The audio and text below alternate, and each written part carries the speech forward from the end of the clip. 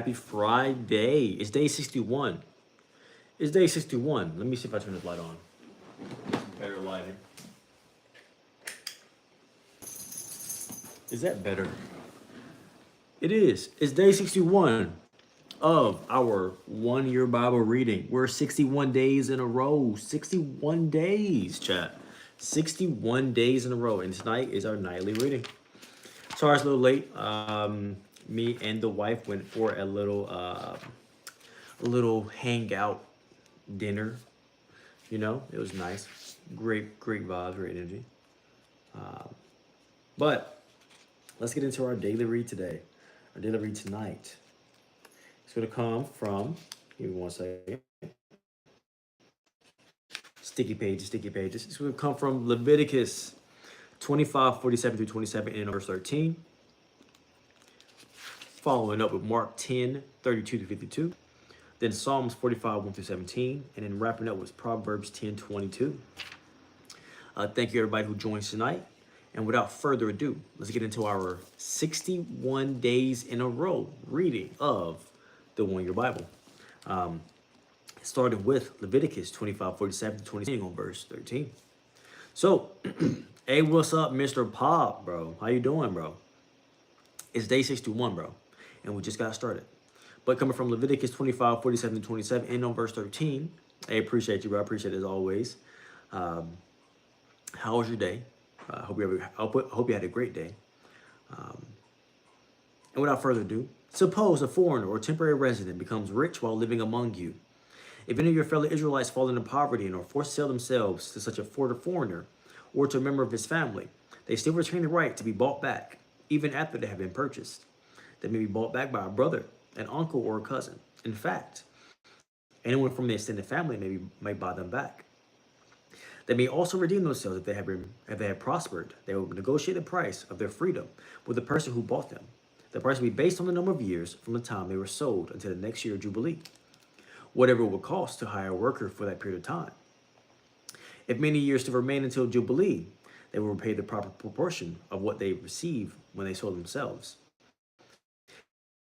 If only a few years remain until the year of Jubilee, they will pay a small amount of their redemption. The foreigner must treat them as workers hired on a yearly basis. You must not allow a foreigner to treat any of your fellow Israelites harshly. If any Israelite have not been bought back by the time of the year of Jubilee arrives, they and their children must be set free at that time. For the people of Israel belong to me. They are my servants, whom I brought out of the land of Egypt. I am the Lord, your God. Do not make idols or set up carved images or sacred pillars or sculpture stones in your land so you may worship them. I am the Lord, your God. You must keep my Sabbath days on rest and show reverence for my sanctuary. I am the Lord.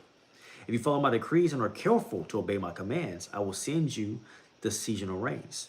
Your land will then yield its crops, and the trees of the field will produce their fruit. Your threshing season will overlap with the grape harvest, and your grape harvest will overlap with the season of planting grain. You will eat your field and live securely in your own land. I will give you peace in the land, and you will be able to sleep with no cause for fear. I will rid the land of wild animals and keep your enemies out of your land. In fact, you will chase down your enemies and slaughter them with your swords. 5 of you will chase 100, and 100 of you will chase 10,000. All your enemies will fall beneath your sword. I will look favorably upon you, making you fertile and multiplying your people, and I will fulfill my covenant with you. You will have such a surplus of crops that you will need to clear out the old grain to make room for the new harvest. I will walk among you. I will be your God, and you will be my people. I am the Lord, your God, who brought you out of the land of Egypt so you will no longer be their slaves. I broke the yoke of slavery from your neck so you can walk with your heads held high. However, if you do not listen to me or obey all these commands, and if you break my covenant by rejecting my decrees, treating my regulations with contempt, and refusing to obey my commands, I will punish you. I will bring sudden terrors upon you, wasting diseases and burning fevers that will cause your eyes to fail and your life to ebb away. You will plant your crops in vain because your enemies will eat them. I will turn against you, and you will be defeated by your enemies. Those who hate you will rule over you, and you will run even when no one is chasing you.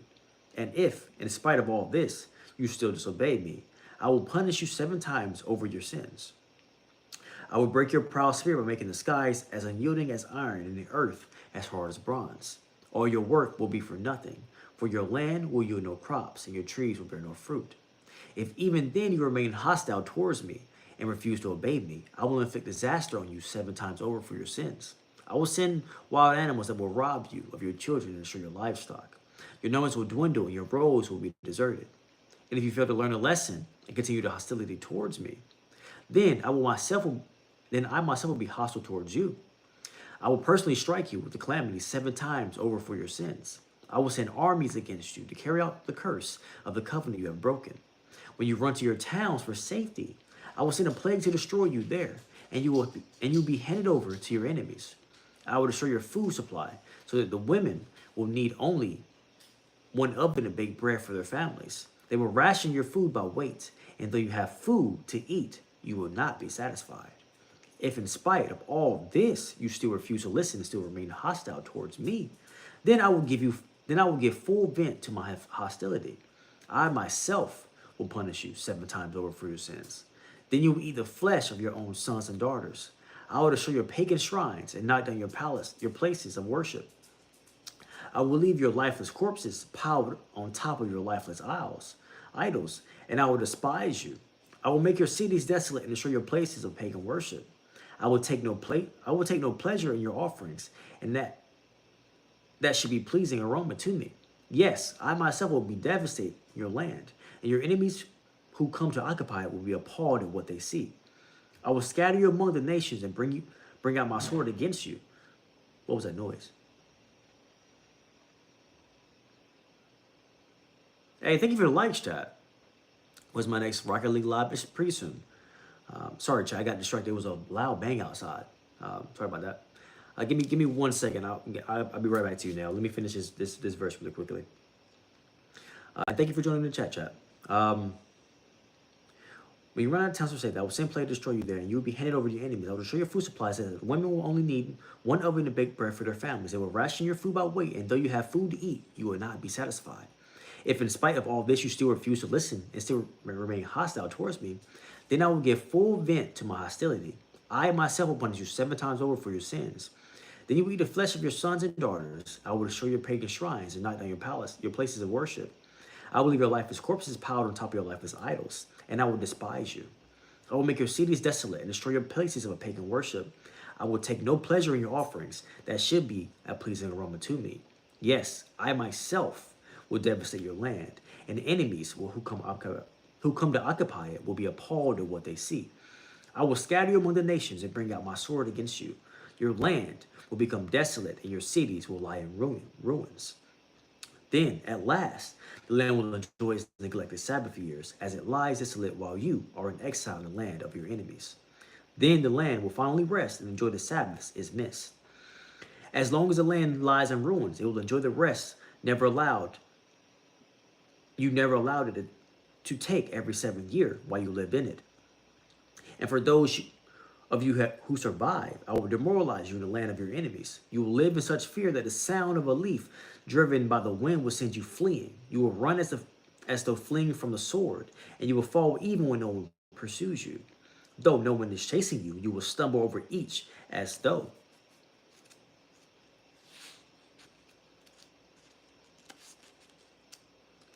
Sticky pages. As though fleeing from a sword. You will have no power to stand up against your enemies. You will die amongst the foreign nations and be devoured in the land of your enemies. Those of you who survive will waste away in your enemies' lands because of your sins and the sins of your ancestors. But at last, my people will confess their sins and the sins of their ancestors for betraying me and being hostile toward me. When I have turned their hostility back on them and brought them to the land of their enemies, then at last their stubborn hearts will be humbled, and they will pay for their sins. Then I will remember my covenant with Jacob, and my covenant with Isaac, and my covenant with Abraham, and I will remember the land, for the land must be abandoned to enjoy its years of Sabbath rest as it lies deserted. At last, the people will pay for their sins, for they have continually rejected my regulations and despised my decrees. But despite all this, I will not utterly reject or despise them while they are in exile in the land of their enemies. I will not cancel my covenant with them by wiping them out, for I am the Lord their God. For their sakes, I will remember my ancient covenant with their ancestors, whom I brought out of the land of Egypt in the sight of all the nations, that I might be their God. I am the Lord. These are the decrees, regulations, and instructions that the Lord gave through Moses on Mount Sinai as evidence of the relationship between himself and the Israelites. Excuse me. The Lord said to Moses, give my following instructions to the people of Israel. If anyone makes a special vow to dedicate someone to the Lord by paying the value of that person, here's a scale of values to be used. A man between the ages of 20, and 60 is valued at 50 shekels of silver, as measured by the sanctuary shekel. A woman of that age is valued at 30 shekels of silver.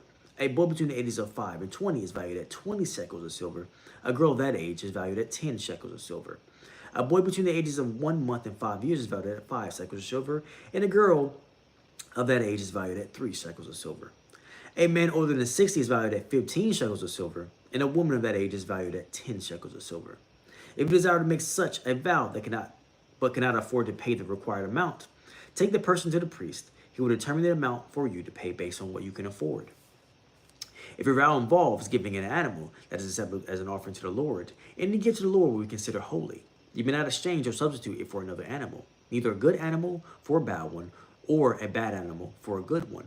But if you do exchange one animal for another, then both the original animal and its substitute will be considered holy. If your vow involves an unclean animal, one that is not acceptable as an offering to the Lord, then you must bring the animal to the priest. He will assess its value, and his assessment will be final, whether high or low. If you want to buy back the animal, you must pay the value set by the priest plus 20%. Okay. Oh, thank y'all for the likes, chat. Nell. Okay. Okay. So Nell, sorry, I put it off for so long. But what I would recommend if you say you have depression, any advice? What I would recommend, right, is to go outside. You know, give yourself some perspective. If you're trapped in the house, then you have no perspective. Go outside and get some perspective. You know, I don't think about the past, think about the present. If you're scared, you're thinking about the future. If you're depressed, you're thinking about the past, thinking about the present, and you're okay. Hey, Pop, that's some great advice. But I do recommend to go outside. Going outside is actually very healthy for you. The sun is extremely healthy for people.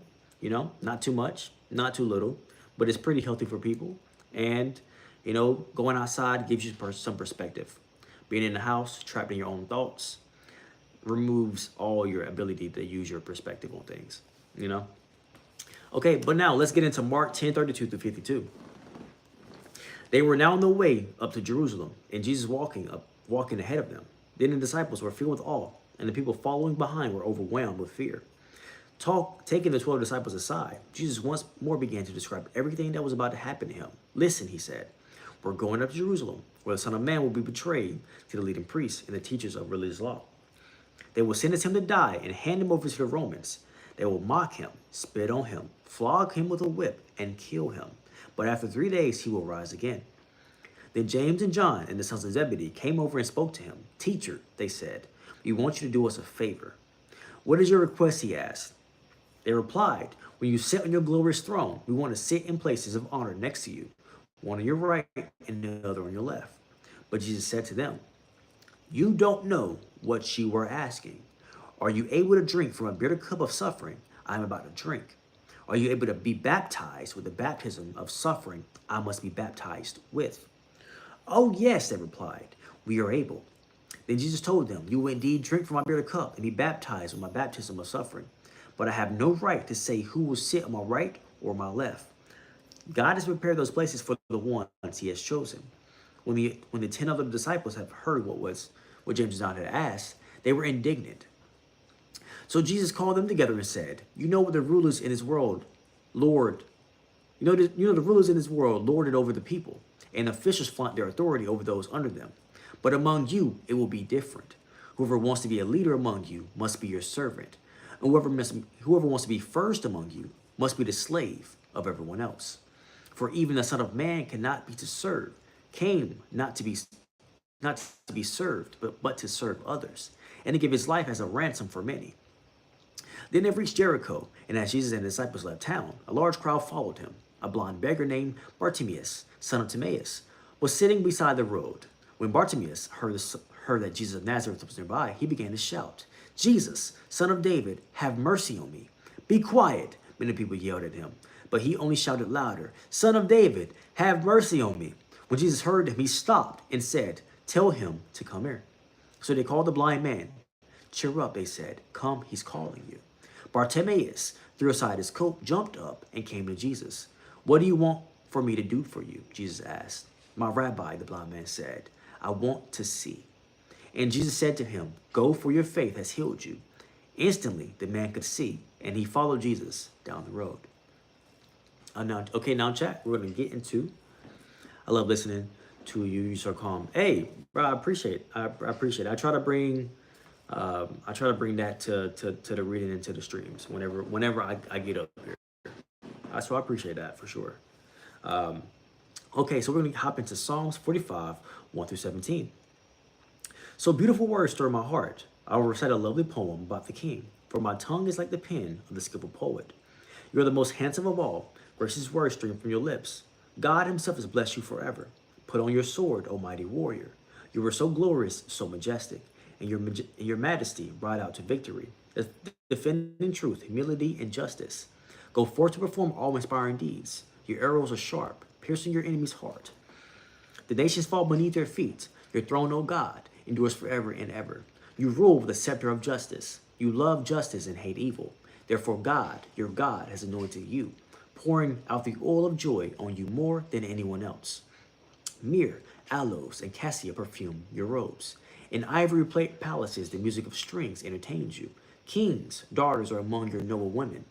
At your right side stands the queen, wearing jewelry of the finest gold from Ophir. Listen to me, O royal daughter. Take to heart what I say. Forget your people and your family far away.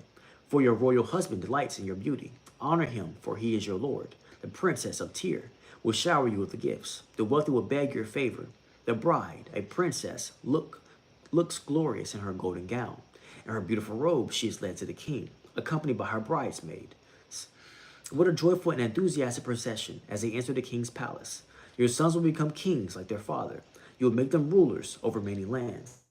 I will bring honor to your name in every generation. Therefore, the nations will praise you forever and ever. And now, chat, we're going to hop into Proverbs 10:22. Okay, so Proverbs 10:22.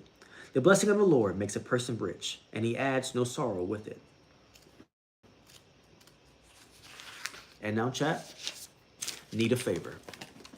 This is our end of our scripture read. Need a favor. Who needs a favor tonight? Chat, who needs a favor tonight? Who needs a little bit of help tonight? All right, need a favor. Wouldn't we all like for Jesus to do a special favor for us? More money, less debt, a promotion, healing, and billions more favors would be nice. Billions of favors have been asked of God, and we get caught up in what we want from God and neglect focusing on the greatest favor Jesus did for us, his sacrifice on the cross. Those who accept Christ receive total forgiveness for sins. Some of Christ's closest companions ask for favors he did not grant. Forgiveness is the most astounding favor that he grants to everyone who comes to him. Okay, let's read it one more time, chat. So, need a favor. Wouldn't we all like for Jesus to do a special favor for us? More money, less debt, a promotion, healing, and billions more favors would be nice. Billions of favors have been asked of God, and we get caught up in what we want from God and neglect focusing on the greatest favor Jesus did for us, his sacrifice on the cross. Those who accept Christ receive total forgiveness for their sins. Some of Christ's closest companions ask for favors he did not grant. Forgiveness is the most astounding favor that he grants to everyone who comes to him. Okay, and let's get our message from today, right? So before we go for our message for today, chat. So what do we do every single time? We ask for wisdom, clarity, and discernment before we ask for our message.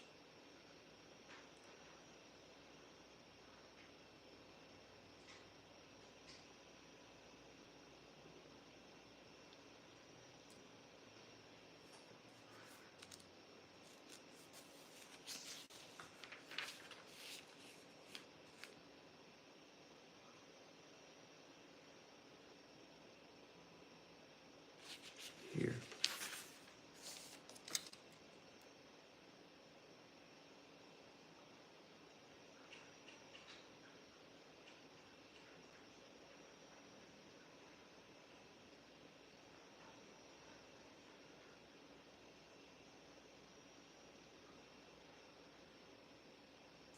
Here we go. Okay, chat. So this is going to come from 3 different places. So bear with me, okay? Okay. So this message today is coming from 3 different places in today's reading. So we're going to come from Leviticus 25 on verse 14. So, however, if you do not listen to me or obey all these commands, and if you break my covenant by rejecting my decrees, treating my regulations with contempt, and refusing to obey my commands, I will punish you. Then, let's hop over here. 2. They reached Jericho, and as Jesus and his disciples left town, a large crowd followed him. A blind beggar named Bartimaeus, son of Timaeus, was sitting beside the road. When Bartimaeus heard the son of Jesus of Nazareth was nearby, he began to shout, "Jesus, son of David, have mercy on me." And Jesus said to him, "Go forth, for your faith has healed you." Instantly the man could see, and he followed Jesus down the road. And then coming from Proverbs 10:22, the blessing of the Lord makes a person rich, and he has no sorrow with it. Okay. So what did we get from today's reading? Right? From Leviticus, added together with Mark 10:32, and then combining that with Psalms and then Proverbs 10:22 tonight. So if we go back over what I just read, however, if you do not listen to me or obey all these commands, and if you break my covenant by rejecting my decrees, treating my regulations with contempt, and refusing to obey all commands, I will punish you. Okay, so we learned there that God has asked you, has commanded you to listen to just listen, right? To just listen, to follow, like when your parents told you when you were a kid, all you gotta do is listen and everything will be all right, right? And then they reached Jericho, and as Jesus and his disciples left town, a large crowd followed him. A blind beggar named Bartimaeus, son of Timaeus, was sitting beside the road. When Bartimaeus heard that Jesus of Nazareth was nearby, he began to shout, "Jesus, son of Nazareth, have mercy on me." And then Jesus said to him, "Go, for your faith has healed you." Instantly the man could see, and he followed Jesus down the road. And then wrapping up with the Proverbs one more time. The blessing of the Lord makes a person rich, and he adds no sorrow with it. So when you don't listen, right, there comes a sorrow. So if you're experiencing a sorrow, what is our message today, right? If you're experiencing a sorrow, then you're not listening. What happened to the blind man? The blind man couldn't even see, but he knew, just the same way we know who God is, right? The same way that we all truly know that God can do anything, because God made every single thing around us and every single thing we don't even know of, right? Things we don't even understand, that God can do anything. But if you don't listen, right, then you go into these turmoil phases of life, right? You experience these parts of life that don't make sense to you because you're not listening, right? But the blind man listened. He knew who Jesus was. He also had faith. The same thing that Jesus said several times as we read through 61 days in a row of reading this, right? What did he say? And Jesus said to him, "Go, for your faith has healed you." He said the same thing to every single person who's come up to him. All these random, if you remember all the random people that have come up to Jesus on the side of the road from every single one of these stories, it's been a random person coming from the side of the road in every single one of these stories, right? They all came, some random person who just believed, right? The lady who grabbed his robe, this blind dude, right? Several other instances, they just believed, right? And because they listened, I want that to be that to be iterated here, right? Because they listened, right? Because they listened, right? Because obviously, right? If they didn't listen to God here, they wouldn't have trusted Jesus to heal them, right? If they didn't listen to God in that situation, they wouldn't have trusted Jesus to heal them. The guy would have still been blind. If he didn't listen, right, he would still be blind, right? He would have never found the way if he didn't listen. Do you get me? If you don't listen, you can't find a way. If you're only talking and you don't listen, how you expect to find a way? If you don't know the answer and you're the one talking, who gonna give you the answer? I really want you to digest that piece. If you're the one talking and you don't know where to go, who gonna give you the answer? Because you gotta listen. These are valuable lessons to learn, right? These are even if you don't believe in spiritual stuff, these are still valuable lessons to learn. If you're talking all the time and you don't know where to go, how you gonna find a way? You know? And now This is what God said. The blessing of the Lord makes a person rich, and he has no sorrow with it, right? So if you are experiencing those things, right? We've all met those people in life who we've seen their life, or when we were kids, we've seen adults, right? If you everybody's been a kid. You've seen an adult who had a life. You're like, yo, I want to grow up and be like that, right? They had like a smooth life, right? Everything seemed like it was going smooth or whatever, right? It's because they were listening, right? And now as adults, everybody goes through their own path, and then a lot of us go on the path where they don't listen for a while, and then we go through our little turmoil, and we don't know why it's happening. Bro, you're not listening. It's just that simple. It really is just that simple. You got too big for your britches. Your pants too big. You ain't got no butt on. You sagging. Your pants too big. You ain't got no butt on. You got too big for your britches. You know, that's pretty funny. Your pants too big. You ain't got no butt on. You're not as big as you think you are. You know, you're not as big as you think you are. You're not as big or as dominant as you think you are. You know. And you just need somebody to help you get back on the path. And here, how do you get back on the path? But you gotta listen. If you always talking, you can't hear nobody else. If every conversation is you doing this the whole time, then when are you listening? If you talk to God, you pray to God, right? And all you do is pray and ask God just for what you want, and you go away and have no other type of conversation. Did you listen? No, bro, you just talked. You just talked. You just talked at God, right? You didn't have a conversation with God. You talked at God. That's it. That's all you did. That's all you did. You just talked at God. You feel me? You didn't have a conversation. You didn't try to understand. You didn't try to gain wisdom. You just talked at God. I'm saying these things for other reasons as we get further along in our reading. But if you learn that this is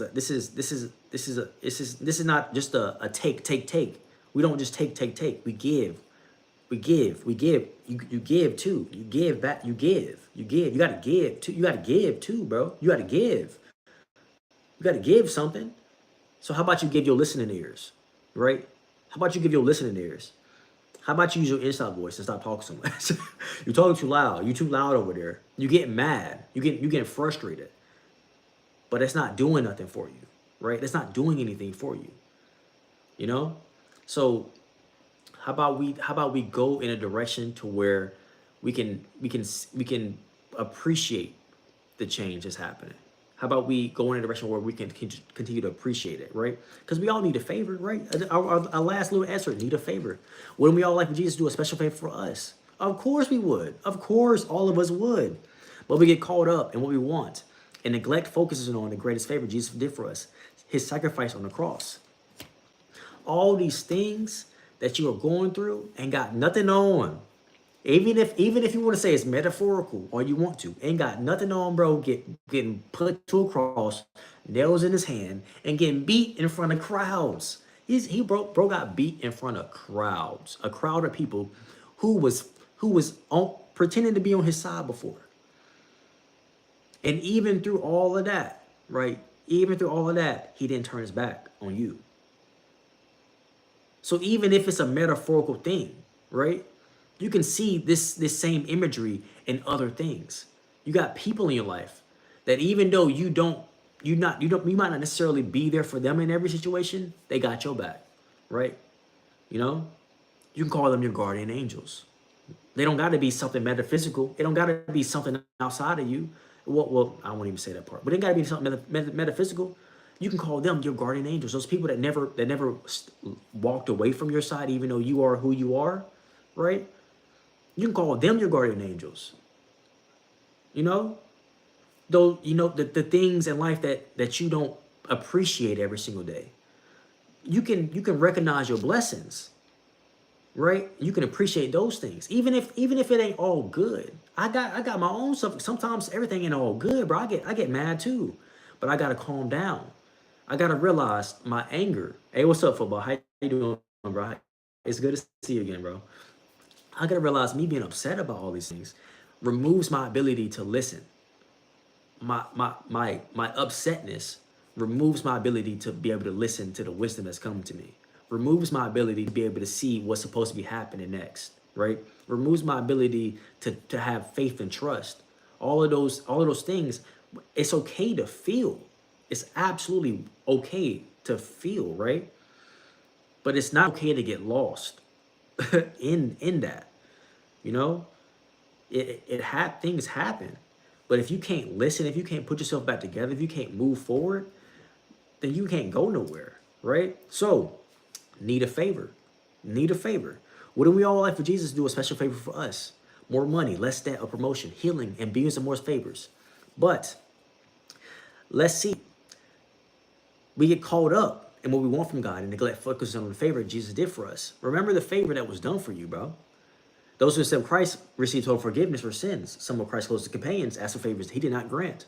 Forgiveness is the most astounding thing and favor he grants to everyone who comes to him. Now let's tie everything together. However, if you do not listen to me and obey all his commands, and you break my covenant by rejecting my creed, treating my revelation with contempt, and refusing to obey my commands, I will punish you. It's just stated right there. But if you do listen, all you gotta do is do a couple of things. All you gotta do is do a couple of things. Is just be nice to people. And the only thing that's been asked of you to do is to be nice to other folks. The only thing is being asked of you is to be nice to somebody else. That's the only thing that's being asked of you. You're not being asked to sell your house. You're not being asked to sell your kids. Like these dudes, if you read these scriptures in here, they was being asked to do stuff in here, bro. They were being asked from the 61 days we read so far. They've been asked to do stuff that we don't never get asked to do in our day and time. In this age that we live in right now, we don't get asked to do these things. Bro got asked to take his kid off the face of the planet, and he was about to do it. Bro got asked to take his kid off the face of the planet. He was about to do it. You don't get asked to do none of that. The only thing you were asked to do was to treat your neighbor with love and respect. To love your neighbor. To love God, right? And by loving God, you love your neighbor. That's what you were asked to do. You weren't asked to do nothing crazy. You don't have all these instructions that he gave the Israelites to do here. You're not having to follow all of those decrees. That's not what you have to do. God said, love God, and by loving God, you love your neighbor. That's what your job is, to love God. And since you love God, then love your neighbor. And if you don't love your neighbor, then you don't love God.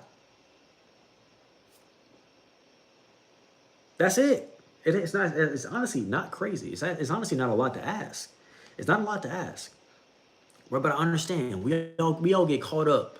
We all get caught up in these emotions that we don't understand completely, right?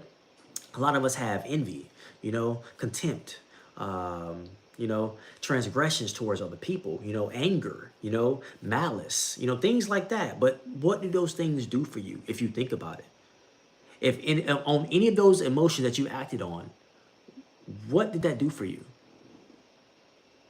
If you acted on any of those emotions before, tell me one thing that did for you. You couldn't tell me nothing. You couldn't tell me what it did for you. You can tell me some drama that happened. You could for sure probably tell me some drama that it caused. A championship game again against the best team. Hey, give them everything you got. Who cares if they're the best team? You're the best team. You feel me? Who cares what they are, bro? They can be the former best team. They ain't never seen you before. And I hope you have the best game that you've ever had before, bro. For sure. But what has any of that ever done for you, right? So I know it can be annoying to go through the same. I do the same things myself. I go through the same things. I'm a person just like everybody else is, right? We built the first round. Woo! 57-16. Okay. Hey, bring that momentum. Keep building on that momentum, then, bro. Keep building on that momentum, then. You feel me? But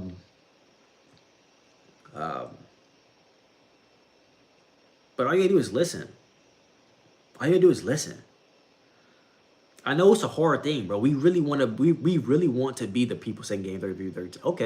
Okay, but hey, you need a couple clutch games. You need a couple clutch games so you can win the clutch ones. You You need a clutch game or two to know you can win the clutch games. You feel me? So, yeah, you needed one of those. It's understandable. You gotta blow them out, but you also need the clutch games in there too. I feel that, you know. But all you gotta do is listen. That's the only thing you're asked to do is listen, right? And I know, right? It's mad complicated to listen. I know it's mad complicated to listen. I've been there, bro. It went to overtime. Ooh, that's a hey, that's a good game to have though. That's a good game to have though on your resume, you know. But I've been there too. There's been a lot of situations in my life where all I had to do was listen, and I would have got exactly what I asked for, and I didn't listen, and I didn't listen. You feel me? You know, but all you gotta do is listen. I know that. I know that personally. I'm not gonna go into it, but I know that personally. That all you gotta do is listen. You know, it's a bunch of stuff that's supposed to happen, and it's supposed to happen in your favor, and all you gotta do is listen. You know, that's it. That's all you gotta do is listen. That's all God asked you to do. He said, listen to his decrees. Earlier, that's what he said. And since the blind man listened, God for sure told him, hey, yo, this guy Jesus, he can heal your eyes. He said, word, he can heal my eyes? Yo, Jesus, yo, heal these real quick. He said, I can see. He said that voice in my head that said, this guy can heal my eyes. I'm glad I listened to it. I'm glad I listened to it. Because all you gotta do is listen. As tomorrow, I may have some friends coming from football last season. Hey, bro, I wish you the best of luck for sure. I hope you do have a great game. I hope you get crazy tackles. I hope you have a great game. You're a lineman or defensive end. Lineman or defensive end. I can't remember if you're a lineman or a defensive end. If you're a lineman, I hope you have some great blocks. I hope you have some great blocks. You feel me? And then hopping into our Proverbs 10:22, the blessings of the Lord makes a person rich, and he adds no sorrow with it. If you listen, there ain't no sorrow. It ain't nothing to go through. There is, because I heard this other day, right, when I was reading yesterday, and somebody in the chat was like, you know, when you give your life to the Lord, then you have all these challenges and turmoil. You know, you only have those challenges and turmoil when you don't listen. You know, you only experience that when you don't listen. You know, because we all, and the reason why people say that, right, is because we all start in the same place, right? We all can start from the same level when you decide to begin to listen. But a lot of us, we're not used to listening to anybody else but ourselves, right? So when you have to listen to somebody else, you play line. Yo, I hope you have some great blocks then. You feel me? I hope you have some game saving blocks. The QB needs 0.1 second to throw that touchdown pass. I hope you block him, get him that one pass. No holding calls. Perfect blocks. Great line play. You feel me? Great line play. I hope that for you. You feel me? Touchdown, game winning touchdown pass. You get the game winning block on the lineman that's coming at you. You feel me? Basketball is crazy, bro. You said line. All right, bro. It's okay. Hey, if it's basketball, I hope you get buckets. You just confused me for football. I'm not gonna lie. You just threw me off. That's pretty funny, bro. But if it's basketball, bro, get buckets. You already know how I feel about basketball. Bro. Get buckets. Get some defense. Clamp them up. Get some steals. You feel me? Get some steals. If you see an opportunity, take that ball. Pass it to a teammate if you're not a great shooter. And if you are a great shooter, shoot that thing. That's what I like. That's what, hey, if a center for basketball, I need at least 2 dunks out of you football because you always asking me to dunk. Because you're always asking me to dunk. I need at least 2 dunks. At least. Oh, man. But when God blesses you, there is no sorrow. Wow, but you can't dunk. Hey, what do we say? What do we say, bro? We don't use the word can't here on this channel. It can't ain't a real thing. My granddad used to get on my hind parts about that when I was a kid. Hey, there ain't no such thing as can't. If you expect me to be in there yamming on the rim, I'm expecting you to be in there working on your box jumps. You feel me? Working on your box jumps. You know, rim grazing. You feel me? Grab it. You gotta be at least grabbing the net, right? You grabbing the net at least, huh? I'm pretty sure you grabbing the net at least. Hey, I need them box jumps on you. I need at least 40 box jumps. You always coming to me for, well, I need at least 40 box jumps out of you. What's up, baby? Coming up? Alfie wanted to say hey to everybody. What's up, big dude? You grabbing the net? All right, then. That's cool. That's cool. Well, just like we said in this verse, the blessing of the Lord makes a person rich, and He adds no sorrow with it. Right? When you listening, bro, there's no sorrow. I know you've seen people in their life when everything in their life looks like and is going extremely smooth. Bro, they're not having debates with themselves. They're not bickering with themselves. They're listening and they're trusting. Have some faith. They're listening and they're trusting. Right? I did 150 boxing today. Hey, rest them knees, stretch out real good, you know, stretch, you know, do your thing, touch your toes and stuff, you know, stretch out like you need to, and make sure you're good for tomorrow's game, though. Make sure you don't overdo it. Make sure you're good for tomorrow's game, though. Bet then. But yeah, ain't no sorrow when God blesses you. There ain't no sorrow. There ain't no bickering. There ain't no back and forth. There ain't no if this is going to happen or if that's going to happen. It's just yours. It's just yours. Ain't nobody coming to steal it from you. You ain't gotta worry about no thievery. You gotta hurt my ankles. You need to stretch. You need to stretch, brother. Ain't no need to worry about none of that. Right? And if you think that somebody can do that to you when God blesses you, then you don't believe in God. You don't believe in God if you think that somebody who is all powerful is everything everywhere all at once. In every person, in everything, even in my little boy Alfie here, who's a dog, you feel me? He's everything everywhere all at once. He's my couch, he's my computer, he's my cell phone, he's my books, he's my keyboard on my desk, he's my Mac on my desk, he's my notepad, he's my controller, he's me. He's my dog, he's my wife, he's my other dog, he's this house I live in, he's all this stuff I have, he's my car, he's my wife's car. He's a bed. God is everything, everywhere, all at once. So if God is everything, everywhere, all at once, how could you expect a single person on this planet to be able to stand up to God? Come on now. If God is everything, everywhere, all at once, how could you expect a single person on this planet or in this universe to be able to stand up to God? Come on now. It doesn't make any sense. You ain't even got to try that hard to think about that one. You ain't got to be a scientist. You ain't one of those people that's overthinking, overanalyzing everything. It doesn't matter. If you use your common sense on this one, let me grab my book. If you use your common sense, there we go, common sense on this one. You feel me? Use your common sense on this one. You realize if God is everything, everywhere, all at once, right? And He's not some third-party figure outside of you, right? Right? Is He matter? Matter isn't anything. There is nothing here. There is actually nothing here for real. Nothing here is real. Nothing here is real, right?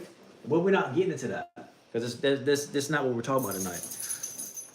But God is everything, everywhere, all at once. So He's my finger, He's my body, God's my mind, God's my spirit, God's my heart, God's my book, God's my keyboard, God's my mat on my desk, God's these computers on my desk, He's these monitors on my desk, He's these sticky notes. God is even the sticky notes. God is everything, everywhere, all at once. It's everything, everywhere. God is the things that make up. It's not about, not the day when you football, but it's not about matter or something scientific. It's in the make of everything that's here. In the makeup of everything that's here, God is there. And anything you touch, anything you can see, anything you can feel on this planet, if you went into space, the absence of oxygen in the space is also God. The oxygen here on this planet is also God. The sun in the sky is also God. The planet we live on is also God. You, your body, is also God. The dogs you have in your house are also God. But you don't treat all those things with respect like you should, because you don't understand that everything you, and also you yourself, if you knew who you are, then you would treat yourself with more respect. you wouldn't fall down to such simple obstacles. You know? You just have to know who you are, who you serve. Something that's everything. God is everything, everywhere, all at once. You know? So it's like, why would you believe anybody else has any power over you? You know, it doesn't make any sense. You don't even gotta like use any spiritual whoozy wats for that. If you put in perspective that God is everything everywhere all at once, then who can stand up to you if you believe in God? If God is on your side, right? Then who can stand up to you? I made a video, it's not on this channel, but in the video I said, what are you afraid of? What are you so scared of? What are you afraid of? They should be afraid of you. They should be afraid of you. Because what are you afraid of? And if you are afraid, then you know you ain't got God in your life. That's what you know. If you are afraid and you don't believe in what God is, and you know you don't have God in your life, and that's on you. That's on you to make the change. That's not my job. That's just me to make you aware. My job is just to make you aware. It's not my job to make you change. Charmander. My little guy. He's a shiny. I have the shiny variant. I got the shiny variant. You gotta get the shiny variants, bro. You gotta get the shiny variant, bro. You have to get the shiny variant, bro. But, you know, and it's just up to you. Like I do this for a lot of, I do this kind of things with a lot of things, right, on a daily basis.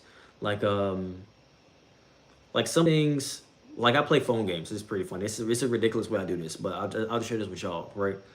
But I play phone games, right? Sometimes on my phone, and so like they're you know, in phone games there are characters that come out of phone games. You want the new character because you want to play with the new character and stuff, right?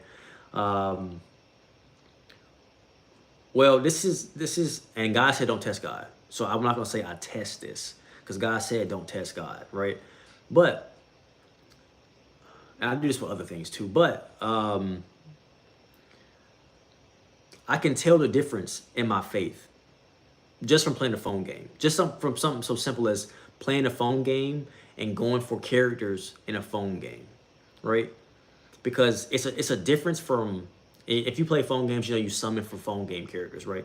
It's a difference of summoning for a phone game character and believing that you're trying to get a phone game character. And it's a difference of summoning for a phone game character and knowing you have a phone game character, right? You don't have, it doesn't have to be something super deep. You don't have to learn from something that's super deep. It can be simple. It can be something you do on a daily basis. It don't have to be something crazy. That's why I use basketball sometimes. I use basketball to learn too. That's how I learn, right? These are learning ways. Do you know how you learn? Do you understand yourself? Do you understand how you learn specifically? You know? That's why I use basketball. I use basketball to learn. I talk to myself when I play basketball, right? I go through all of my things. I go through all of myself when I play basketball. It's like you hear rappers say that I speak my soul on this beat, right? You're learning.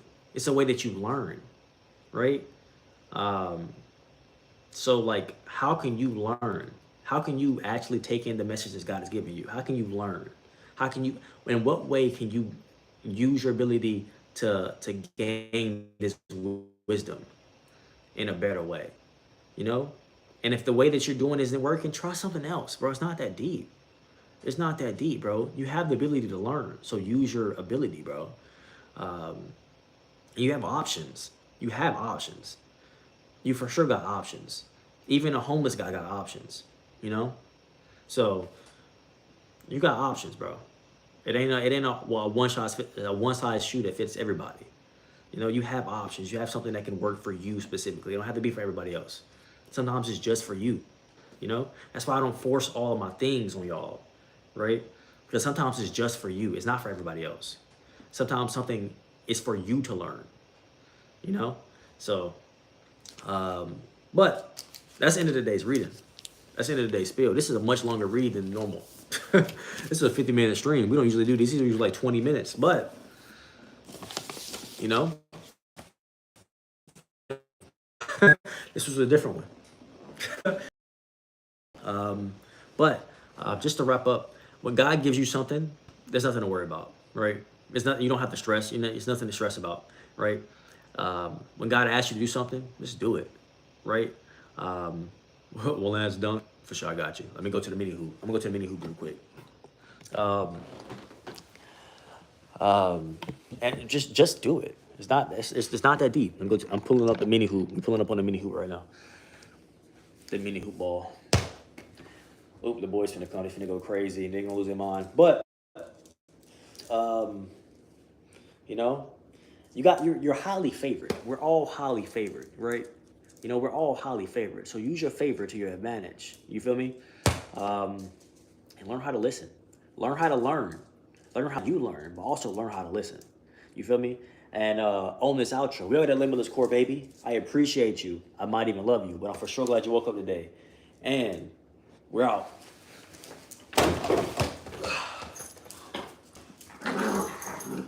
Hey, baby. We're out. Peace. Peace, y'all.